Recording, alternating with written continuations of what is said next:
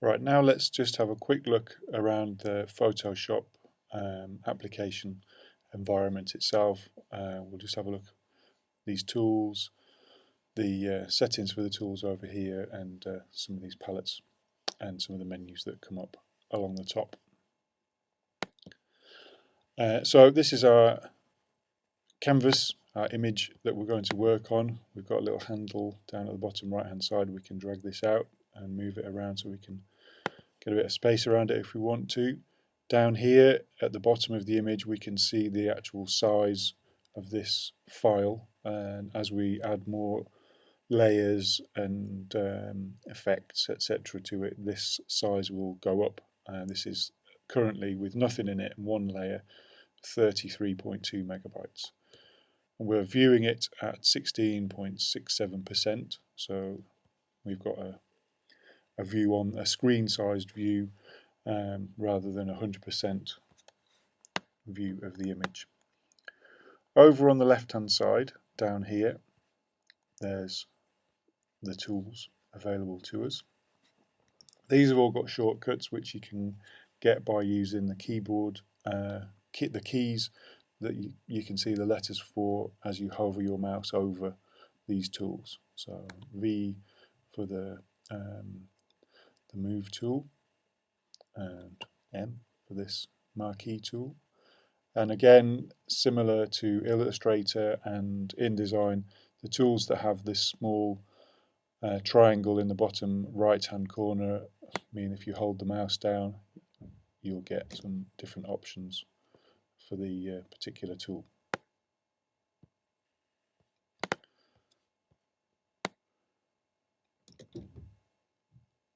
So here there's selection tools, these two different sorts of marquee tools, lasso tool,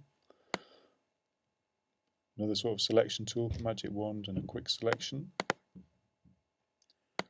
cropping tool, which has these other tools for making web pages hiding underneath,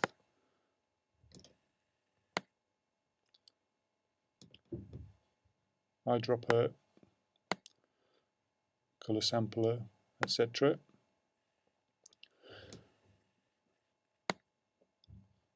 Healing brush tool, this is good for photo work.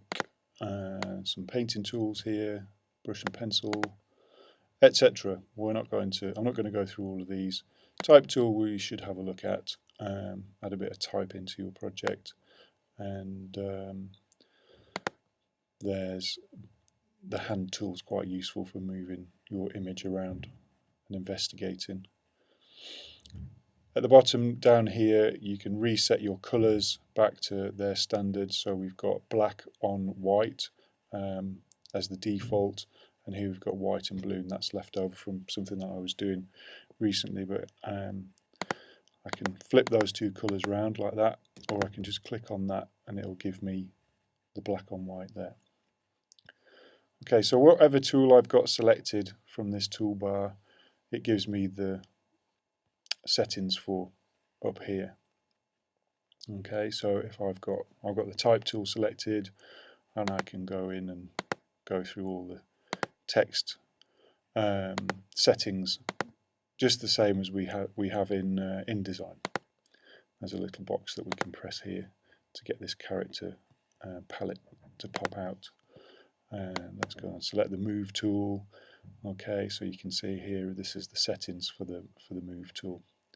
You could reset these tools if things are starting to go a bit strange and you don't quite understand what's happening. If you press Control and then click on this area here, Control click, you can reset that particular tool, or if you're really in a knot you can reset all the tools. Okay, so I'm just going to reset them all like that. Yes, okay, let's do that. Alright, so that's getting it back to how the software would run the first time you use it.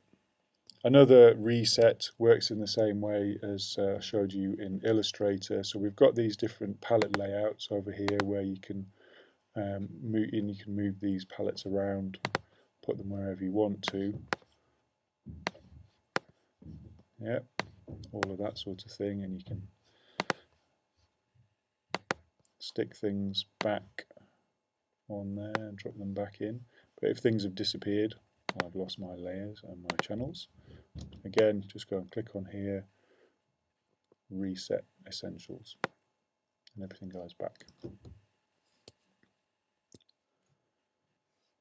Up here you've got the normal drop-down menus that you would have in any piece of software, and the edit menu with cut, copy and paste, things like that. Image adjustment is a good place to start for experimenting with changing the colours and stuff like that on your work. Okay, we're looking at the levels and the curves, etc. Have a look at layer information, your selection, what you've got selected, how you selected it. I tend to avoid the filters because they make your work look like you've been doing it in Photoshop. There's a few useful ones I find, like blur and etc. But generally a lot of these artistic settings, they just make it look a bit too Photoshoppy. We'll just go over to view. So in here there's some more useful things that are more usable. We've got zoom in and zoom out, which is command plus and minus.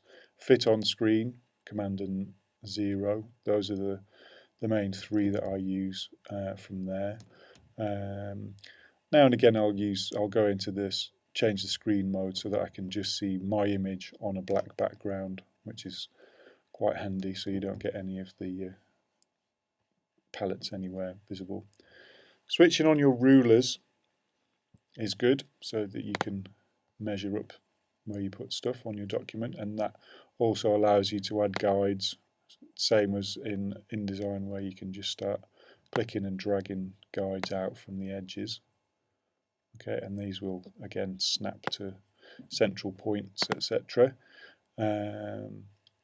In the show menu you can show a grid and you can show the guides that we've just added, or we can hide those. Let's go and put the grid on. Okay, let's put our guides back on. You've also got snapping, whether things will snap to the guides that you've laid out on your page, or whether they'll snap to a grid that's on there. Similar again to InDesign, so if you want to move things around, they'll be snapping to a solid grid, or they won't be.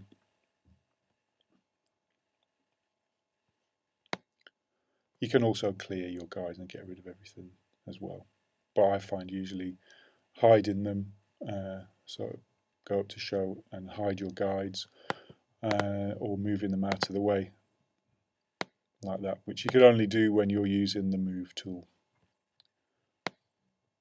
Okay, and then over on the right hand side, let's go and start at the bottom. You have your layers palette. So Photoshop is working with layers, dropping things on top of each other, having a hierarchy of what's visible and what's covered or masked by things that are on different layers. So obviously what's at the top, you can see all of it, and things underneath it might be slightly obscured by these higher up layers. We can add new layers down here with this little create new layer button, and we can also pop layers into the bin, delete them down here as well, and we can organize things and put them in groups and folders and color them in and stuff like that. I won't look at channels or paths, and I won't be looking at adjustments at the moment either. You've got your color settings over here, which is just another version of what we've got over on the left hand side. So you can double click inside this little box here, and which is the same as double clicking in there, and you can go and pick your colors just as you would do in Illustrator or InDesign. You've also got a little option here for just showing web colors, so if you are working on something that's internet based, then you can give yourself those limits straight away. Okay. These boxes you can type in, so if you do have specific colors, the code for specific colors that you want, you can just type those numbers in and it'll create them for you. You can see here we've got the CMYK colors, we've got RGB colors, okay, and then there's this little HTML code for colours as well. You can add whatever colours you've got here to your swatches, which are over there, which is handy as well. So I'll just cancel that. So that was just from double clicking on there. Same happens over here, double click in there.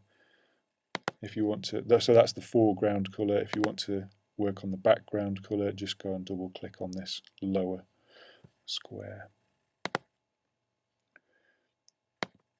You can change colours by dragging these little sliders around as well, and you can use this little colour picker to go around inside here. Also, if you do have an image open, you can use the colour picker. If you've gone into here, you can see that my cursor turns into a colour, and you can see that it's picking up these. I'm just on white and grey at the moment, but it's picking those up as the colours that I'm choosing.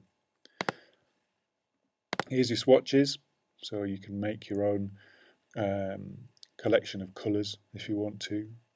That might be useful for you working on a colour scheme with your particular project.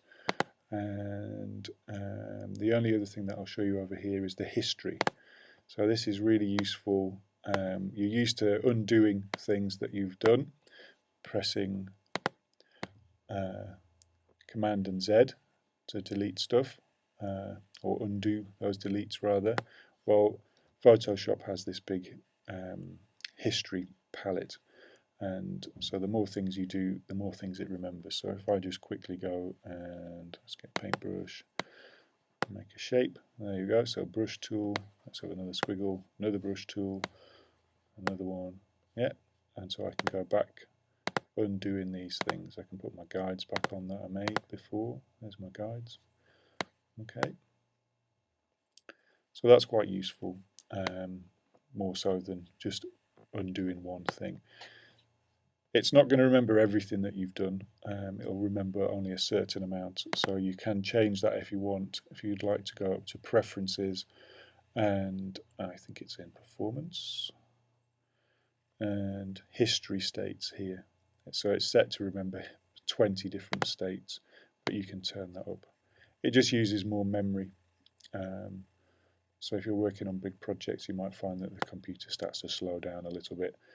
So just think about how much you might want to save and be able to go back to. I'm going to put that to 30 for me.